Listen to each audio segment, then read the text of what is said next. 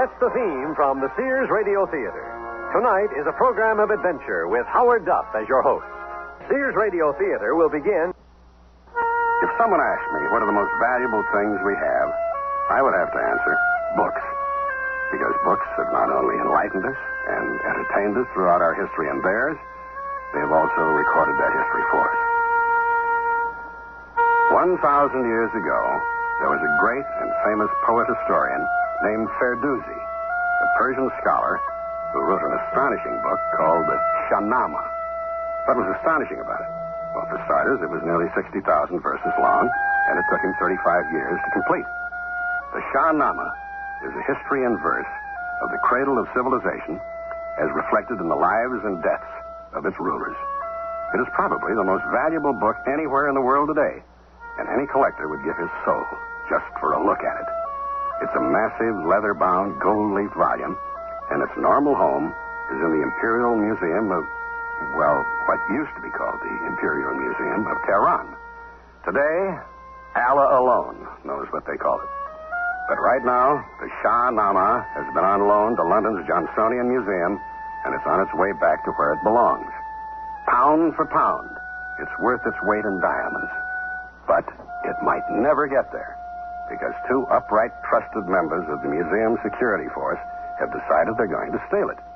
As a matter of fact, they've already found a buyer for it.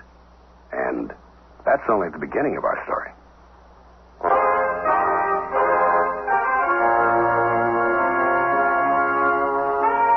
Sears Radio Theater, a new adventure in radio listening. 5 nights of exceptional entertainment every week, brought to you in Elliott Lewis' production of the Sears Radio Theater. Our story, Shah-nama, by Alan Caillou. Our stars, Lloyd Bachner and Sidney Swire.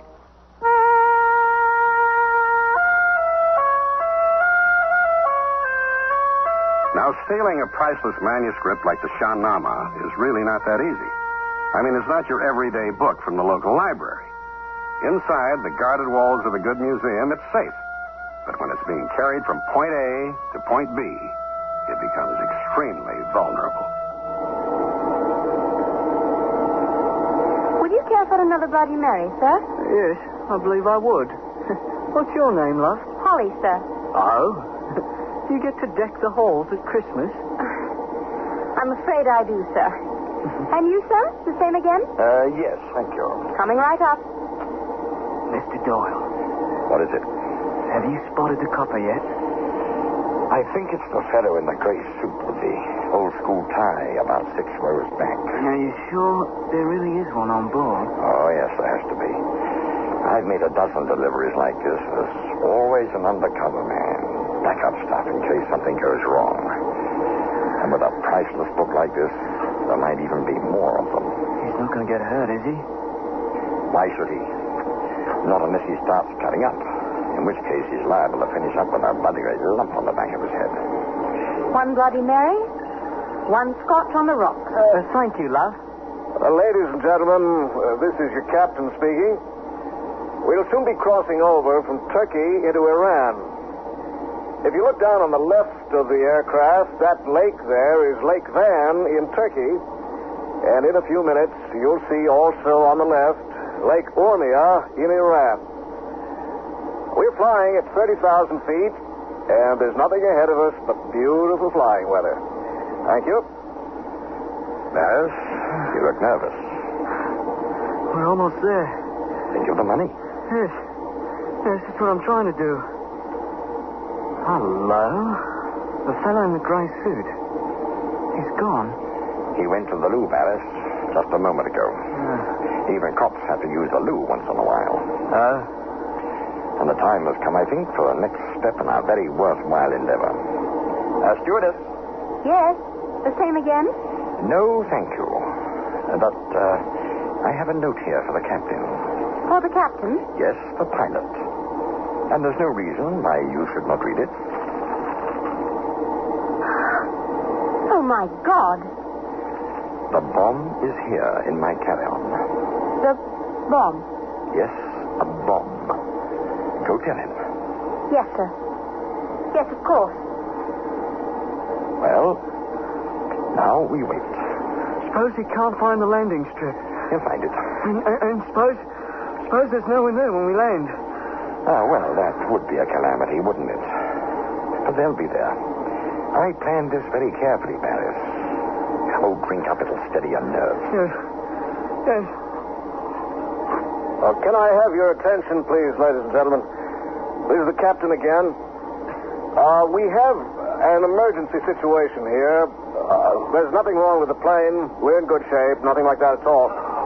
It's just that, and I really hate to tell you this, but I have to. Ladies and gentlemen, we've been hijacked.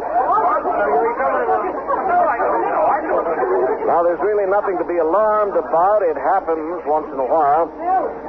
I have instructions to land and offload a passenger. Then it seems we will continue on our happy way again. Please fasten your seatbelts and observe the no smoking sign. We'll be landing shortly. Thank you. Mr. Doyle, I'm Inspector Fenton, your backup man. I'm not supposed to disclose myself except in an emergency, but I see exactly that's what we have on our hands at the moment. Don't worry about a thing. I'll be right behind you, and I'm armed, and I'll leave you now.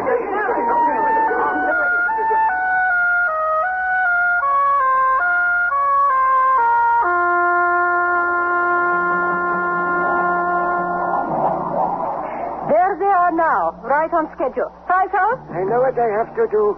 As soon as they land, get on board and order everyone out. Herd them out of the way. When they are cleared, fire a couple of incendiaries into the fuel tanks. You know where they are. In the wings. I know. Mohammed, you go with him in the truck. Give him a hand. Keep the passengers covered. Okay. Osman, you stay with me. The two men are coming with us. They won't like that at all. I don't expect any trouble from them. They're just amateurs. But have your gun ready in case. You bet.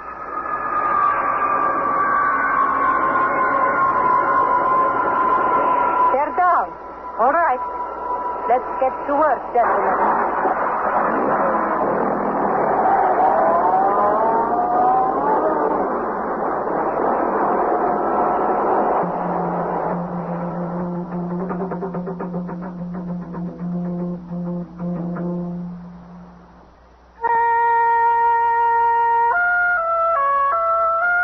Some people might think there's an aura of romance about the daring heist of so precious a manuscript as the Shah-nama.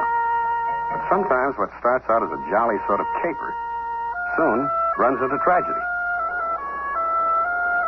Over here, Mr. Doyle. Mr. Barry? Firehouse, keep those people back. Get them away from here. Okay. Well, Miss Harper, it's good to see you again. And it's all going splendidly. Mr. Doyle, have you got the book? Well, I'm not exactly carrying sandwiches in my briefcase. But, I don't see the other truck. There are supposed to be two of them. You will use this one. I see. And you? I'll use it too.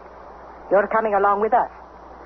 The arrangement was you'd have a truck here for us and the money. I'll take the money now, if you don't mind. Mr. Doyle, I have 3 bodyguards, and as you see, they are all armed with machine pistols. I don't think that under the circumstances you can refuse me anything. I can, and I will. I made a deal with your father, a truck to take us into town for a quick getaway. He would like to see the manuscript before he hands over so much money. I'm afraid he doesn't quite trust you. Someone coming. You know him? Who's that? Yes. I know him. He's Inspector Fenton of Scotland Yard, the undercover man for this delivery. Doyle, for God's sake. She has to know. There's trouble coming, Bettis. You better brace yourself for it. Oh, no. Well, you're Ilona Harper, aren't you? Yes. Well, I've seen your prison pictures. They don't flatter you in the least. I'm Inspector Fenton, Miss Harper, and we have a huge file at the yard on both you and your father. What are you doing in this neck of the woods? Oh, don't tell me. I already know the answer to that. I don't believe it. You calmly walk into 3 machine pistols and announce yourself as a cop. Your father, Miss Harper, is a thief, a con man, and a thoroughgoing rogue, but he's not a murderer. He would certainly never countenance the killing of a police officer, if only because he knows that he'd have every police force in the world after him. Oh, he's far too circumspect a man for that. So you see, your guns don't worry me in the least. So why don't we just discuss the matter like civilized people? Try and work something out. The arrogance of it. You must be mad. Inspector, stay out of this. Shut up, Barry. Oh, don't worry, Mr. Barry. I've had a great deal of experience with people like this. All they have going for them, really, is bluster. When the chips are down, you'll be surprised how quickly they back off. What is it they say, Inspector?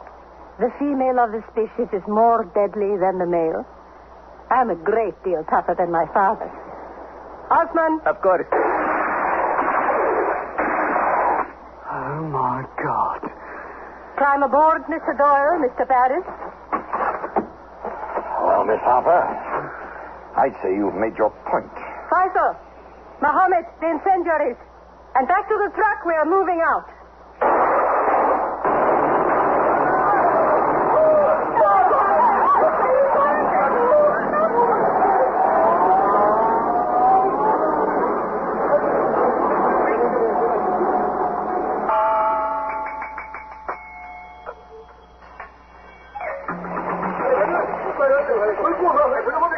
What are we going to do? 1 million miles from anywhere? I never seen such desolation like this in all my born days. We ain't never gonna get out of here alive. Captain, we will all to start walking west from here, which is where I think the border to be. Oh, madam, that would not do at all. We stay by the plane. I spoke on the radio with Tehran before we touched down. They'll already have sent out helicopters looking for us. And that poor man. That poor man. They killed him. Oh, they killed him. Yes. I don't know quite what's going on over there, but they've gone now.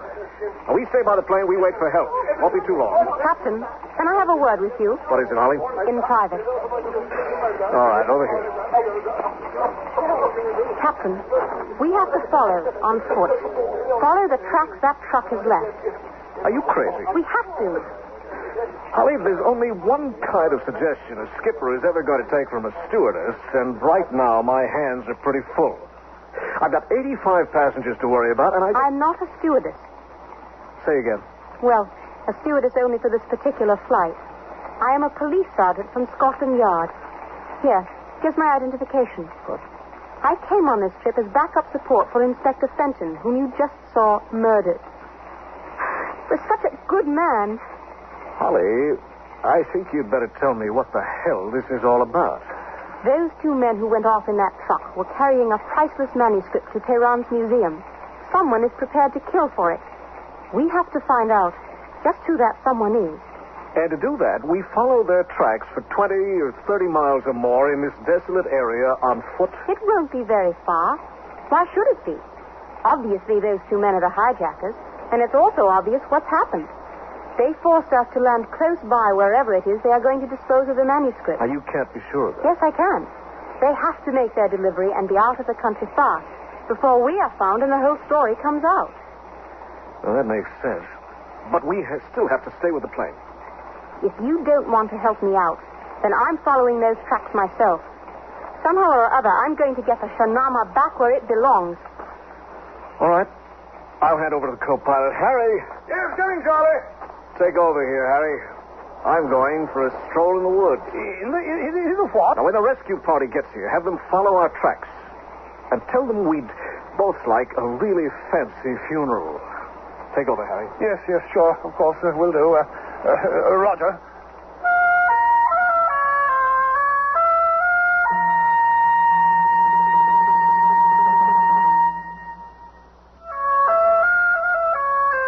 Howard Duff again.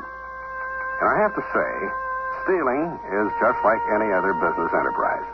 You've got to be good at it, or you're going to be ripped off by the experts. And the trouble with amateurs in crime is they tend to bite off more than they can chew. When they do that, well, that's when they get bitten. Faisal, you drive like a bloody maniac. Oh, thank you, Miss Harper. Out, everybody, out.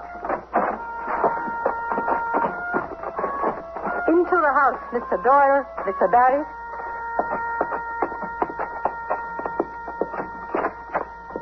You remember my father, gentlemen. Well, Mr. Doyle, Mr. Barris, what a great pleasure to see you both again. I'm so glad you made it safely. I hope that briefcase contains the manuscript. Let me say first, Mr. Harper, I don't like the treatment we've been getting one little bit. Our arrangement was for an exchange at the landing strip. A truck to take us back to town? Of course. I felt obliged, unfortunately, to change it slightly. And I must apologize for this miserable cottage. Not at all what I'm accustomed to, and I'm quite sure not at all that sort to which you are accustomed. But it will do for our business together. If you please now, Mr. Doyle, the manuscript. No. Not till I see the color of your money. Oh, no, please. I must insist. Oh. Yes, you people do have a way of indicating your insistence, don't you?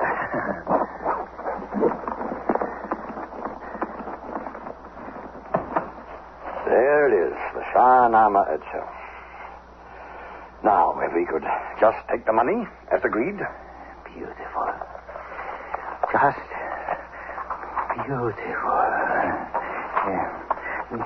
Do you read Farsi, Mr. Doyle? No, I do not. Oh, well, of course, as you know, the language of ancient Persia. Let me see now.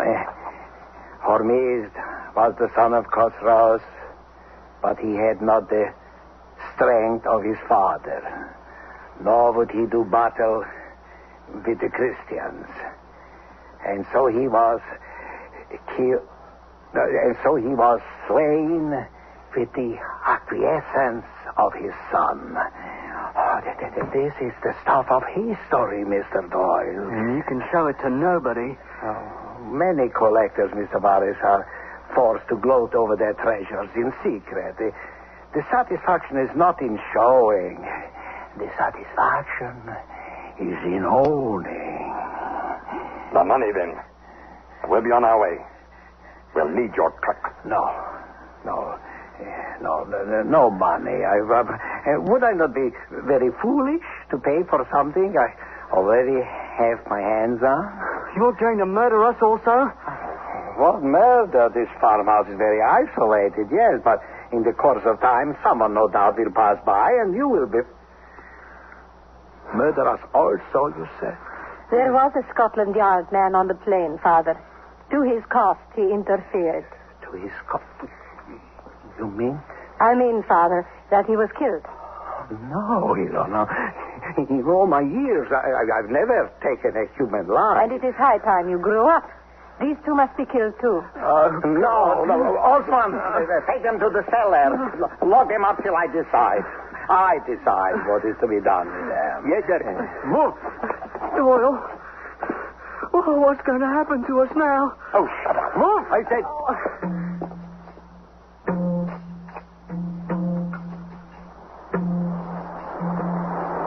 Ollie, please, take it easy. I can't keep up. I'm a great deal older than you are. Yes, you are. But then I'm a great deal younger than you are, so it all balances out. You see that valley ahead of us? Yes, I'm not blind. I'm just tired. Green trees mean water. And in a place like this, water has got to mean a habitation of some sort. I don't know, a farmhouse maybe. And that might be where the truck went. The tire tracks go off to the right here. Holly, when we get there, what are we going to do? Well, I rather hope you'd have some ideas about that.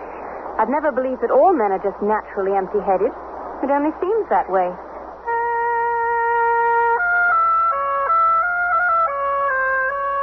All your life, Father, you will be haunted by the idea that two men still living know what happened to the Shah-nama. That is why they must not be allowed to go on living. Oh, they won't dare go to the police. What, they're going to admit they stole it? Since they are not getting paid, I think that is quite possible. The young one, Barris especially. Face it, Father, we are playing for very high stakes this time.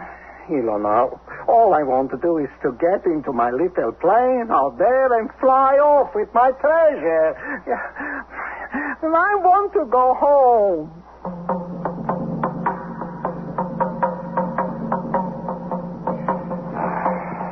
No windows, no ventilators, no way out except through the door. Well, I'll be damned if I'm going to wait for them to come in here and kill me. Get the guard in here. We'll jump him the moment the door opens. I'll be right behind you. Dad! Horseman! My friend is burning. Shut up in there. He's dying. He had a heart attack. Oh, all right, calm down. I'm coming.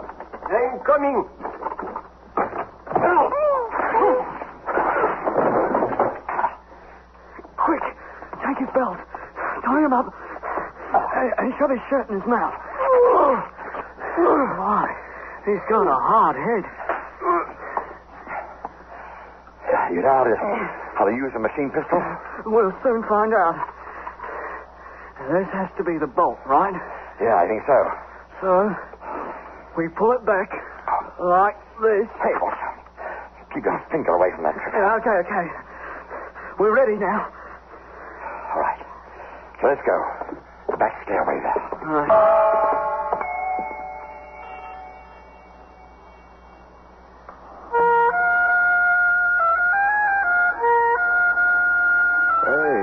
That's a very pretty little old farmhouse down there. Yes, and that's the truck they were using. Do you see any others? No, just the one. But I like that plane better. A Balanca. A nice little executive job. Can you fly it? You put wings on a bathtub and I could fly it. And will you marry me, Sergeant Holly? Oh, I don't mean tomorrow or the next day, but just as soon as we find out we're compatible. Forget it, Charlie. And keep your mind on your work. I mean, here we are, lying in fragrant grasses on the slope of a scented hill, with the perfume of wild thyme all around us. Charlie, you have quite a way with words. But it's not wild thyme. It's basil. Whatever.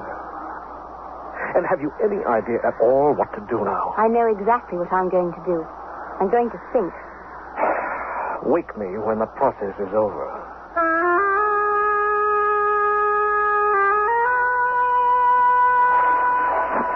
There's the truck. Over there. Can you see if there's anybody in it? I don't know. Hey, you there! Where do you think you're going? Hey, I got him. Doyle, I got him. Doyle. Run, Barris. Run. You're only... Oh, dear God.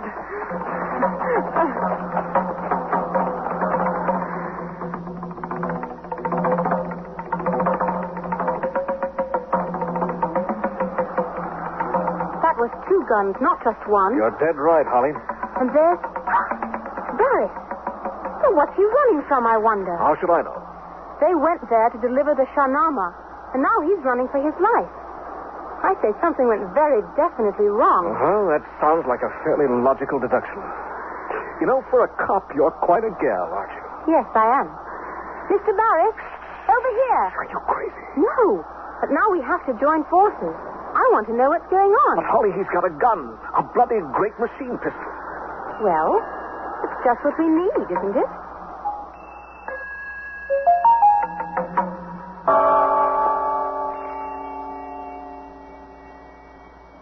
Howard Duff again. So what have we got? Up on top of the hill, we've got a 50-year-old pilot who's fast becoming enamored of a 25-year-old police sergeant.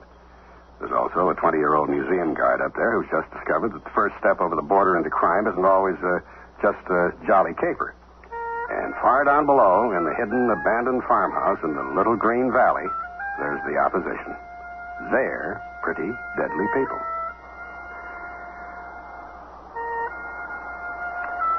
What's your name, kid? I mean, your first name. Oh, I'm afraid it's Tristram, sir. Tristram. Well, that has a nice, hearty ring to it. Now, tell me, Tristram, how did you ever get into this thing in the first place? You're just not the type for a life of crime. Well, Doyle and I were detailed to make the delivery in Tehran. And she just talked me into it, I guess. It started off as just an exciting adventure, and I never knew it was going to finish like this. People killed. I killed one of them. Don't worry too much about that. The world's grossly overpopulated anyway. With a gun I don't even know how to use. Well, give it to me.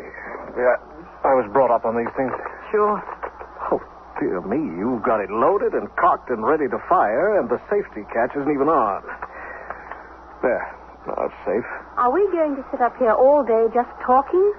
Any minute now, Silas Harper and his daughter will board that plane and just take off with the Shah-nama. Well, didn't you say you were going to think about that? I did. I didn't come up with the answer. Well, in that case, perhaps I'd better tell you exactly what we have to do now.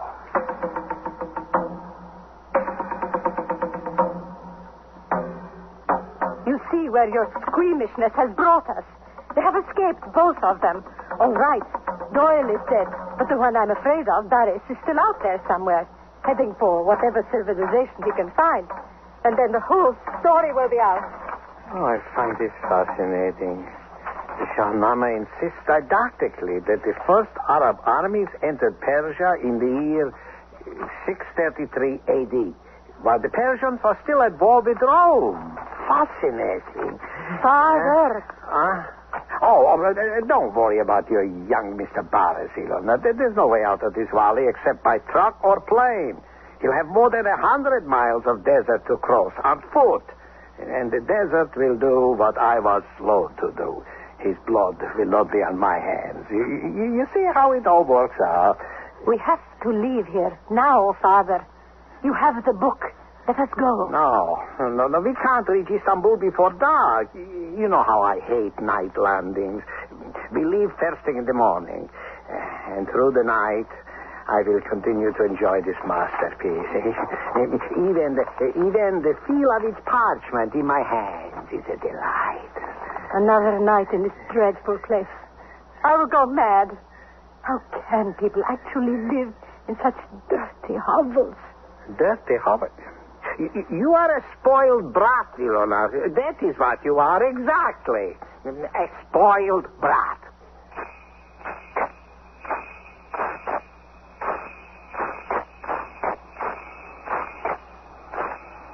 Tristram, there's something I have to say to you. Yes, sir? You're young, you're big and husky and muscular, but you're still the weak link in the organization. Well, you know that, don't you? Oh, I can pull my weight, Captain. Good, I'm glad you feel like that. Now, I'll tell you what your job is going to be. I'm going to be pretty busy getting that plane started up. Any aircraft I don't service myself, I just naturally seem to worry about. And as soon as I've checked over the plane, I want to burst from that machine pistol straight at the side of that truck where the petrol tanks are. Right. Now, I'll give you back the gun as soon as we sneak up on the aircraft. Then, before we take off, I want to see that damn truck in flames. Up to that moment, your job is to look after Holly here. He's going to look after me? She's very precious to me, Tristram. She is? Now, all this hinges on no other trucks. Just the one, Tristram. You're sure about that? Oh, when we drove in there, Captain, there was no other transport in sight. Not a thing. And we've had time and elevation for a very good look, Charlie. Perhaps their only truck, all right. Then without it, and without the aircraft, they're locked up in a jail of their own choosing with 100 miles of nothing instead of iron bars to hold them there. It's perfect. Yes, it is. Charlie, you're a genius. Yes, so they tell me. All right, let's move on down. It'll be dark in a few minutes. Now keep low, keep under cover.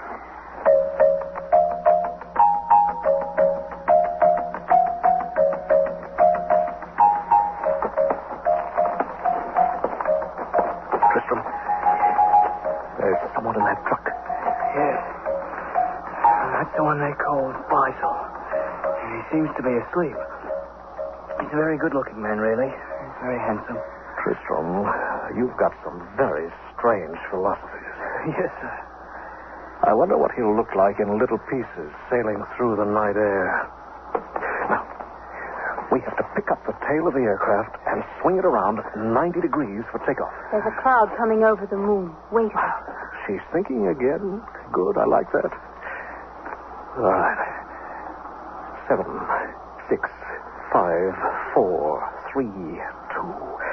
Now, pick up and swing.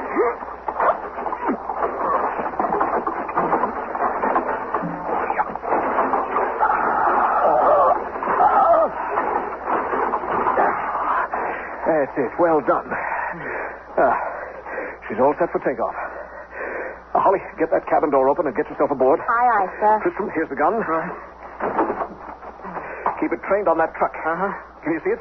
A big fish in a little barrel. Right. Now, when I yell, you let him have it and then climb aboard. Now, give me a hand up, Holly. It'll only take a minute to get this little birdie ready for flight. I never did like anything less than a wide-bodied jet. Never mind. This is a great little machine. Okay, here we go. Hey! What goes on there? Come in, Grissom. Right.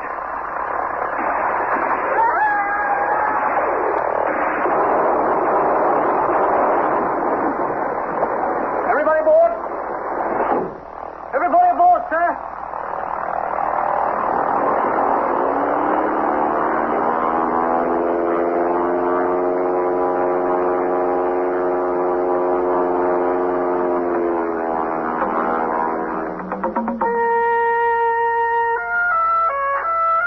Someone took the plane. And the truck, Father. A transport has gone. And in the 2nd century BC, Phraates conquered Media and even subdued Babylonia.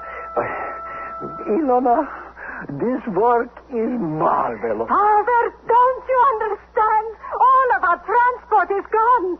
We are prisoners. Prisoners. Prison is a state of the body, Ilona, not of the mind. I have the Shah-nama. And listen to this. The Arsacid Empire endured for 400 years. But then arose Artaxerxes, who was the son of Babek, sovereign of a small state. Ilona, it is marvelous. Father. Father. No.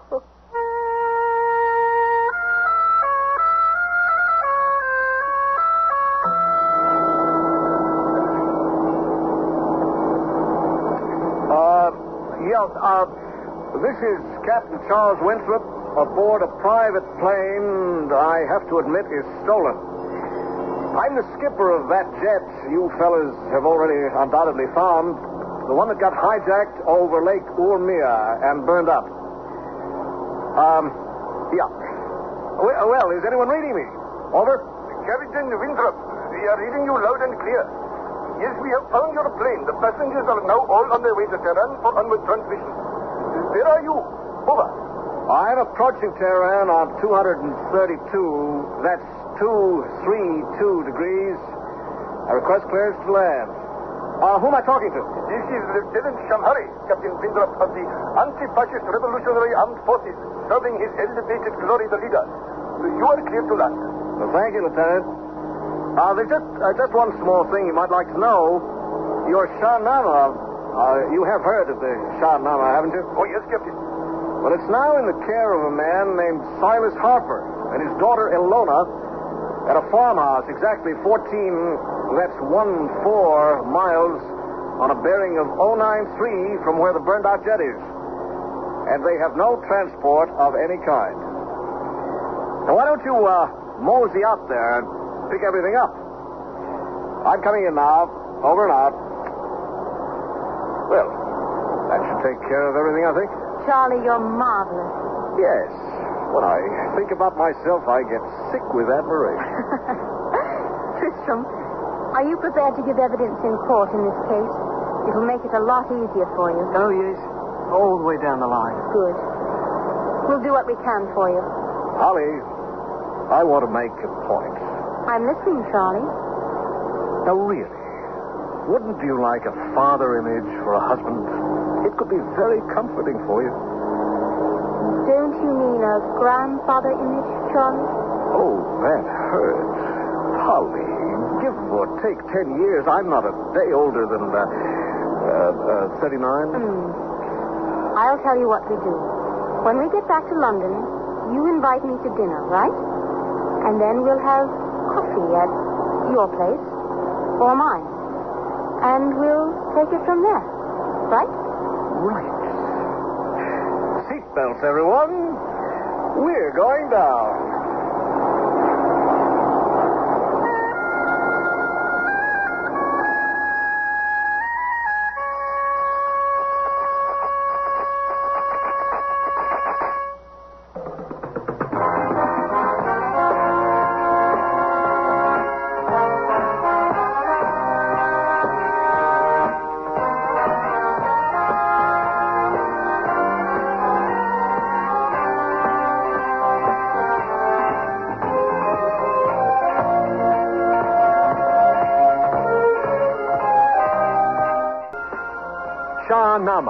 was written by Alan Caillou, produced and directed by Fletcher Markle. Your host was Howard Duff. Our stars were Lloyd Bachner and Sidney Swire. Featured in the cast were Alan Caillou, Antoinette Bauer, Hans Conried, Richard Peel, Corey Burton, and Lou Horn. The music for Sears Radio Theater was composed and conducted by Nelson Riddle. This is Art Gilmore speaking. Associate Director of Sears Radio Theater is Ken McManus. Sound effects were created by Bud Tallefson. Mark Trella is production supervisor. And the recording engineers are Joe Wachter and Hal MacDonald. The Elliott Lewis production of Sears Radio Theater is a presentation of CBI.